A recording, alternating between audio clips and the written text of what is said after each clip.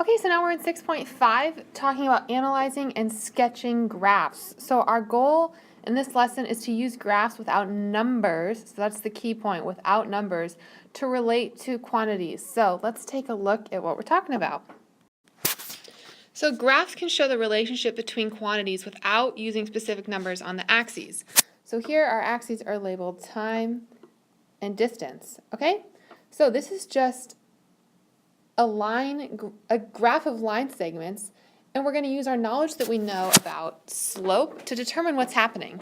So in this section here, the slope is positive, right? Because when we have slope, if the line is rising that way, the slope is positive. If the line is rising to the left, the slope is negative, right? So here, the line is rising to the right, so the distance is increasing as the time increases, right? Because think about it. Right here, say the distance is 3 miles and the time is 0. But right here, we're moving farther along the x-axis, so say the time's at 2 minutes. Well, the distance has also gone up, right? So say we're now at 5 miles after 2 minutes, 2 hours, whatever. So it's increasing. So the distance is increasing and the time is increasing. Well, what about from here to here on the graph? Distance is not increasing, right? It's not going up at all. However, time is continuing to increase. So it's like you're stopped, right? You're not going any farther, but time is continuing. So there's no change at that point. It's a zero slope, right? It's a horizontal line.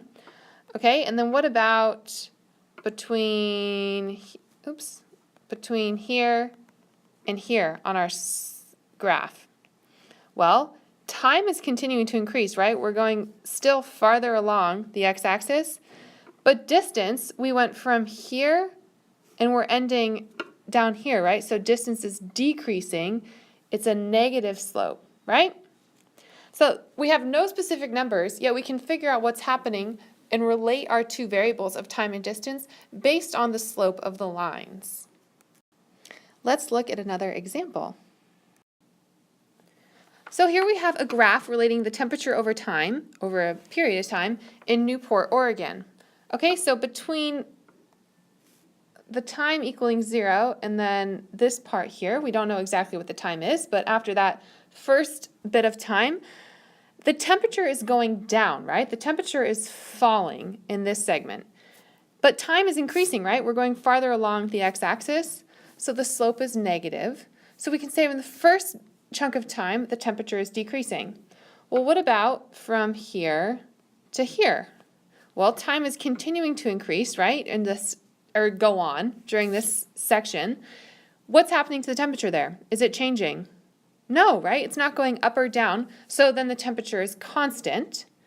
And then again, between here and here, well, time is continuing on. And what's happening to the temperature? It's going up, right? So in this last segment here, the temperature increases. So first we can say the temperature goes down, then it stays the same for a while, and then it increases again. That's how you would describe what's happening in this graph. All right, so that gives us a rough idea of what's happening in this lesson, and so bring any questions you have to class tomorrow and we'll explore this further.